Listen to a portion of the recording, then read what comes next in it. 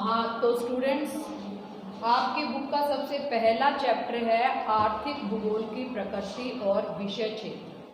कोई भी बुक, जब आप कोई भी पेपर पढ़ते हो तो सबसे पहला चैप्टर हर बुक में यही आता है। जैसे आप मानव भूगोल पढ़ के आए हो, उसमें भी पहला यही था, मानव भूगोल की प्रकृति और विषय क्षेत्र। यहाँ भी पहला चैप्टर यही था, लेकिन मैं हमेशा इसको छुड़वाती हूँ। इसलिए छुड़वाती हूँ कि जब आप पूरी बुक पढ़ लेते हो तो आपको ये समझ आ जाता है कि उस बुक के अंदर है क्या है ना। अब जैसे आपने यहाँ पर पढ़ लिया, आपने जो है विभिन्न प्रकार की आर्थिक क्रियाएं पढ़ ली। आर्थिक भूगोल की अगर जो अभी तक आपने पूरे सेमेस्टर में पढ़ा है वो क्या क्या पढ़ा है? आर्थिक भूगोल, आर्थिक क्रियाएं, प्राथमिक, द्वितीयक, तृतीयक, चतुर्थक, ये आर्थिक क्रियाएं पढ़ी थी। इसके बाद जो है विभिन्न प्रकार की कृषि फसलें पढ़ी थी, खनन उद्योग पढ़ा आपने, विनिर्माण उद्योग पढ़ा है ना, परिवहन पढ़ा, व्यापार पढ़ा, अंतर्राष्ट्रीय व्यापार पढ़ा, ये सारी चीज़ें पढ़ी है ना। तो इसका मतलब ये है कि ये सारा जो आप पढ़ चुके हो यही आर्थिक भूगोल है। अगर मैं एक सेंटेंस में आपको समझाऊं कि आर्थिक भूगोल क्या है, तो ये जो आप सब कुछ पढ़ चुके हो ये आर्थिक भूगोल है। और अगर हम इसके एक औपचारिक उस पर आए कि जो है आर्थिक भूगोल क्या होता है, तो आर्थिक भूगोल जो है वो वास्तव में आर्थिक क्रियाओं से संबंधित होता है। आर्थिक क्रियाएं हम पढ़ चुके हैं, प्राथमिक, द्वितीयक, तृतीयक, चतुर्थक और पंचम, ये सारी आर्थिक क्रियाएं हम पढ़ चुके हैं। तो आर्थिक भूगोल का सीधा सा अर्थ होता है विभिन्न प्रकार की आर्थिक क्रियाएं।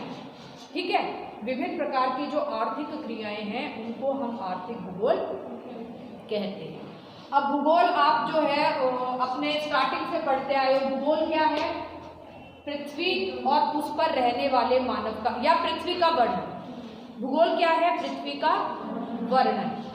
और पृथ्वी के वर्णन में दो चीजें आती हैं, एक तो स्वयं पृथ्वी जिसका उसका भौतिक स्वरूप आता है, और एक पृथ्वी पर रहने वाला मानव आता है, क्योंकि हम मानव के लिए ही तो ये सारा अध्ययन कर रहे हैं। तो इसका मतलब भूगोल में पृथ्वी है, पृथ्वी का अध्ययन करते हैं, और उस पृथ्वी को हमने दो भागों में बांट लिया, यानी कि मनुष्य, पृथ्वी की प्रकृति और पृथ्वी पर रहने वाला मानव, यही किया है ना। अब जब हम प्रकृति का अध्ययन करते हैं तो हम उसे भौतिक भूगोल कहते हैं। भौतिक भूगोल आप पढ़ के आ रहे हो, विभिन्न प्रकार के ज्वालामुखी और भौतिक स्वरूप, स्थलमंडल, जलमंडल, वायुमंडल सब पढ़ के आ रहे हो ना, तो वो क्या है? वो भौतिक भूगोल है। अब जो मानव का अध्ययन हम पृथ्वी पर करते हैं तो उसको हम कहते हैं मानव भूगोल। ये आप अपने पिछले सेमेस्टर में पढ़ कर आ रहे हो, मानव भूगोल है ना। उस मानव भूगोल में मनुष्य से संबंधित जितनी चीजें हैं, चाहे जो है उसका उद्योग है, चाहे उसकी कृषि है, चाहे उसकी जनसंख्या है, चाहे उसका समाज और संस्कृति है, चाहे उसकी राजनीति है, वो सारी चीज़ें आती हैं। और ये मानव भूगोल की शाखाएं भी थी, आपने पढ़ी है ना। जो है राजनीतिक भूगोल और सामाजिक भूगोल, सांस्कृतिक भूगोल, बस्ती भूगोल, जनसंख्या भूगोल, ये सब हम पढ़ चुके हैं। इसका मतलब ये मानव से जुड़ी हुई चीज़ है। अब मानव भूगोल का सबसे बड़ी जो शाखा है उसको हम आर्थिक भूगोल क्या कहते हैं? मानव भूगोल की सबसे बड़ी शाखा कौन सी है? आर्थिक भूगोल। आर्थिक भूगोल में जो है हम मनुष्य की आर्थिक क्रियाओं का अध्ययन करते हैं। ठीक है, मनुष्य की आर्थिक क्रियाओं का जो है हम अध्ययन करते हैं। तो आर्थिक भूगोल के अंतर्गत मनुष्य की आर्थिक क्रियाओं के वितरण तथा प्राकृतिक परिस्थितियों के साथ उनके संबंधों का अध्ययन। ये इसकी एक एक लाइन को पढ़ने की कोशिश करना। आर्थिक क्रियाओं के वितरण, यानी कि आर्थिक क्रियाएं किस प्रकार जो है वितरित है। कहीं पर प्राथमिक क्रियाएं की जाती हैं, कहीं पर द्वितीयक, कहीं पर तृतीयक और कहीं पर चतुर्थक। तो आर्थिक क्रियाओं के वितरण तथा प्राकृतिक परिस्थितियों के साथ उनके संबंधों का अध्ययन। एक तरफ आर्थिक क्रियाएं और दूसरी तरफ जो है हमारी प्रकृति के साथ उसका संबंध, इन दोनों चीजों का अध्ययन हम आर्थिक भूगोल में करते हैं। क्लियर हुआ ये? आर्थिक क्रियाओं के वितरण तथा प्राकृतिक परिस्थितियों के साथ उसके संबंधों का अध्ययन जो है हम आर्थिक भूगोल में करते हैं। इसको हम कह सकते हैं कि ये आर्थिक भूगोल की प्रकृति है, नेचर है, कि इसके अंतर्गत हम आर्थिक क्रियाओं के प्राकृतिक पर्यावरण के साथ संबंधों का अध्ययन करते हैं। ठीक है, या दूसरे शब्दों में हम कहें कि विश्व के विभिन्न भागों में जो आर्थिक क्रियाएं पाई जाती हैं उनके वितरण में पाई जाने वाले विभिन्नताओं का अध्ययन हम आर्थिक भूगोल में करते हैं। हम कह रहे हैं ना कि आर्थिक क्रियाओं का वितरण, यानी कि एक तरफ आर्थिक क्रियाएं और दूसरी तरफ जो विभिन्न प्रकार की प्राकृतिक परिस्थितियां पाई जाती हैं, इनके बीच जो संबंध पाया जाता है, जो क्षेत्रीय विषमताएं पाई जाती है। ठीक है, जो अब हम कह रहे हैं वितरण, तो इसका मतलब क्या है, जो क्षेत्रीय विषमताएं पाई जाती हैं। क्षेत्रीय विषमताएं यानी कि एक जैसी आर्थिक क्रियाएं नहीं मिलती हैं, इसकी जो क्षेत्रीय विषमताएं हैं उसी का अध्ययन हम आर्थिक भूगोल में करते हैं।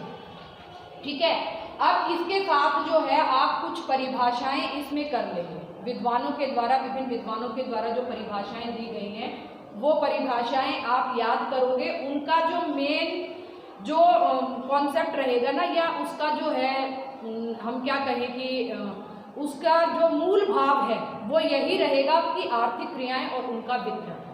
जैसे 2-3 परिभाषाएं मैं आपको बता रही हूँ। एल्सवर्थ हटिंगटन, ठीक है, एल्सवर्थ हटिंगटन क्या कहते हैं कि उन सब प्रकार के भौतिक संसाधनों, क्रियाओं तथा मानव शक्तियों का वर्णन आर्थिक भूगोल की सीमा के अंतर्गत आता है जो आजीविका प्रदान करने में सहायक करते हैं। यानी कि आजीविका प्रदान करने के लिए जो आर्थिक क्रियाएं हम करते हैं उन्हीं का अध्ययन हम आर्थिक भूगोल में करते हैं। ये एल्सवर्थ हटिंगटन ने कहा।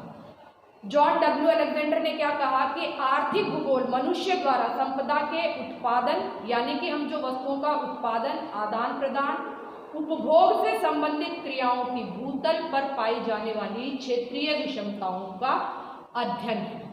ठीक है, यानी कि उत्पादन, उपभोग, वितरण, ये जो चीजें हैं इनमें जो क्षेत्रीय विषमताएं हैं, उत्पादन का मतलब वही आर्थिक क्रियाएं आ गई, तो इसलिए मैं कह रही हूँ कि इन सारी परिभाषाओं का जो मूल भाव है वो एक ही रहेगा। इसी प्रकार R.E. मर्फी के अनुसार आर्थिक भूगोल जो है मनुष्य के जीविकापार्जन की विधियों में, मर्फी क्या कह रहे हैं, मनुष्य के जीविकापार्जन की विधियां यानी कि आर्थिक क्रियाएं, है ना, जीविकापार्जन की विधियों में एक स्थान से दूसरे स्थान पर मिलने वाली समताओं और विषमताओं का अध्ययन करते हैं। ठीक है, मूल भाव वही रह गया। यहाँ पर इन्होंने बस जीविकोपार्जन की विधियां नाम दे दिया, उसको आर्थिक क्रियाएं ना कहकर जीविकोपार्जन की विधियां कह दिया गया, मतलब वही रहेगा। ठीक है, इसी प्रकार जो है चिशॉल्म है। चिशॉल्म क्या कहते हैं कि आर्थिक भूगोल के अंतर्गत उन सब भौगोलिक परिस्थितियों का वर्णन आता है जो वस्तुओं की उत्पत्ति, उनके परिवहन तथा विनिमय पर प्रभाव डालती है। यानी कि जो भौतिक परिस्थितियां हैं उनमें भिन्नता कैसे है और फिर वो किस प्रकार आर्थिक क्रियाओं को प्रभावित करते हैं। ठीक है, तो ये जो है आर्थिक भूगोल की परिभाषाएं हैं, इनको आप याद करेंगे। ये जो 4 परिभाषाएं ये सफिशिएंट है। हटिंगटन, अलेक्जेंडर, मर्फी और चिशॉल, ये 4 परिभाषाएं आप जो है एग्जाम के हिसाब से याद कर लेंगे और जो मूल भाव है वो वही रहेगा। मैंने कहा कि आर्थिक क्रियाओं का जो है, आर्थिक क्रियाओं की जो भिन्नता पाई जाती है वही आर्थिक भूगोल का महत्वपूर्ण बिंदु है।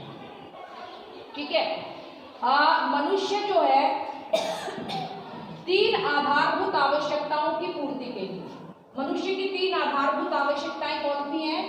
रोटी, कपड़ा और मकान। यानी कि रोटी, कपड़ा, मकान की पूर्ति के लिए मनुष्य जो प्रयत्न करता है उसको हम आर्थिक क्रिया कहते हैं। क्या कहते हैं? आर्थिक क्रिया। आर्थिक क्रिया का क्या अर्थ हुआ कि मनुष्य अपने उदर पूर्ति के लिए, अपने तन को ढकने के लिए और अपना आवास बनाने के लिए जो है जो काम करता है उसको हम आर्थिक क्रियाएं कहते हैं। ठीक है, और ये जब प्रयत्न करता है तो वो प्राथमिक क्रिया हो सकती है, द्वितीयक हो सकती है, तृतीयक हो सकती है, चतुर्थक, पंचम, ये सब आप पढ़ चुके हो, आपको पता है कि प्राथमिक क्या है, जो सीधे प्रकृति से जुड़ी हुई है। जब उनका रूप बदला जाएगा, उद्योग लगाए जाएंगे तो वो द्वितीयक हो जाएंगे, जो सेवाएं दी जाएंगी वो तृतीयक हो जाएंगी। ठीक है, इसी प्रकार जो आर्थिक क्रियाएं हैं, आर्थिक भूगोल ये भी जानने का, ये सब हम क्या कर रहे हैं? प्रकृति और विषय क्षेत्र कर रहे हैं। अभी जो हम पढ़ रहे हैं ये सारा का सारा आर्थिक भूगोल की प्रकृति और विषय क्षेत्र है। अर्थ भी यही रहेगा, अर्थ, प्रकृति और विषय क्षेत्र पढ़ रहे हैं हम। तो आर्थिक भूगोल, आर्थिक क्रियाएं जो है, हाँ, विभिन्न प्रकार की जो आर्थिक क्रियाएं हैं आर्थिक भूगोल में हम 5 प्रश्नों का उत्तर देने का प्रयास करते हैं। ये 5 प्रश्न कौन से हैं? किस प्रकार की आर्थिक क्रियाएं की जाती हैं, आर्थिक क्रियाएं कहाँ की जाती हैं, आर्थिक क्रियाएं कब की जाती हैं, क्यों की जाती हैं और कैसे की जाती हैं। किस प्रकार की आर्थिक क्रियाएं, यानी कि प्राथमिक, द्वितीयक, चतुर्थक, पंचम, किस प्रकार की आर्थिक क्रियाएं कर रहे हैं, कहाँ कर रहे हैं, विश्व के कौन से क्षेत्र पर, या दूसरे शब्दों में हम कहें वितरण, ठीक है, कब की जा रही है, समय के अनुसार जो है उसका वितरण हम देखते हैं। क्यों की जा रही है वहां पर, यहाँ पर वही कारण संबंध आएगा कि जहां पर भौगोलिक परिस्थितियां जिस प्रकार की होंगी उसी तरह की आर्थिक क्रियाएं की जाएंगी, या किसी देश का आर्थिक विकास जितना ज्यादा होगा उतना ही जो है उतनी ही जो है विभिन्न प्रकार की आर्थिक क्रियाएं की जाएंगी। अगर आर्थिक विकास अच्छा है, तकनीकी विकास अच्छा है, तो जो है तृतीयक, चतुर्थक और पंचम क्रियाएं की जाएंगी, उद्योग लगाए जाएंगे। अगर आर्थिक विकास अच्छा नहीं है तो जो है प्राथमिक क्रियाएं की जाएंगी, ठीक है। यानी कि क्यों किसी स्थान पर विशेष प्रकार की आर्थिक क्रियाएं की जाती हैं, तो इसमें 2 चीजें हो गई, एक तो प्राकृतिक पर्यावरण वहां का और दूसरा मनुष्य का तकनीकी विकास। कैसे की जाती है, किस प्रकार से जो है वो आर्थिक क्रियाएं की जाती हैं, यानी कि कैसे जो है अगर उद्योग लगाया गया है तो कहाँ कहाँ से जो है चीजें जुटाई जाती हैं। तो इसको जो है इस तरह जब हम आर्थिक भूगोल पढ़ते हैं तो हम इन 5 प्रश्नों का उत्तर देने का प्रयास करते हैं कि किस प्रकार की आर्थिक क्रियाएं की जाती हैं, आर्थिक क्रियाएं कहाँ की जाती हैं, आर्थिक क्रियाएं कब की जाती हैं, आर्थिक क्रियाएं क्यों की जाती हैं और आर्थिक क्रियाएं कैसे की जाती हैं। इसमें सब कुछ आ गया, कृषि, उद्योग, व्यापार, विनिमय, सब कुछ आ गया इसमें, ठीक है। अब आर्थिक भूगोल की विषय वस्तु क्या है, ये जो सारे प्रश्न हैं इनका विश्लेषणात्मक उत्तर देना ही आर्थिक भूगोल की विषय वस्तु है। यानी कि ये जो आर्थिक क्रियाएं हमने की, ये सारी चीजें हमने फाइंड आउट की और इनका विश्लेषणात्मक अध्ययन, यानी कि विश्लेषण करते हैं हम उसका जो है एक विश्लेषण, यानी कि हम उसका जो है कारण जानने का प्रयास करते हैं कि ये ऐसा क्यों हुआ, तो विश्लेषण करते हैं चीजों का, यही जो है आर्थिक भूगोल की विषय वस्तु, ठीक है। आर्थिक भूगोल की जो विषय वस्तु है वो वास्तव में उतनी ही विस्तृत है जितनी की आर्थिक क्रियाएं विस्तृत है। आर्थिक भूगोल की विषय वस्तु क्या है, आर्थिक भूगोल की विषय वस्तु है आर्थिक क्रियाएं। तो आर्थिक क्रियाएं जैसे की जाती हैं उसी प्रकार की जो है विषय वस्तु इसमें होती है, ठीक है। यानी कि विभिन्न प्रकार की आर्थिक क्रियाएं हमने की, उन आर्थिक क्रियाओं जितना ही मानव जो है आर्थिक भूगोल विस्तृत है। आर्थिक क्रियाएं मतलब प्राथमिक, द्वितीयक, तृतीयक, चतुर्थक, उनका उत्पादन, वितरण, उपभोग, विनिमय, ये सारी चीजें। तो जितना आर्थिक क्रियाएं विस्तृत हैं उतना ही आर्थिक भूगोल विस्तृत है। इसको जो है सिंपल शब्दों में अगर मैं कहूँ तो आर्थिक भूगोल की जो विषय वस्तु है वो आर्थिक क्रियाओं जितनी ही विस्तृत है, यानी कि जितनी आर्थिक क्रियाएं की जाती हैं उतना ही विस्तार आर्थिक भूगोल का है, ठीक है। अब इन जो आर्थिक भूगोल है उसमें 4 चीजें महत्वपूर्ण होती हैं, वस्तुओं का उत्पादन, वितरण, उपभोग और विनिमय। अब इनको जो है ये वैसे तो आइडिया होगा, लेकिन एक बार जब चीज़ों का उत्पादन किया जाता है, यानी कि चाहे फसलें पैदा की जाएं, चाहे उद्योग लगाए जाएं, चीज़ों का उत्पादन हुआ, उत्पादन के बाद हमें चीज़ों का वितरण भी करना पड़ता है, वितरण करना पड़ता है ना, एक स्थान से दूसरे स्थान पर चीज़ें भेजनी पड़ती हैं, तो इसका मतलब ये वितरण हो गया।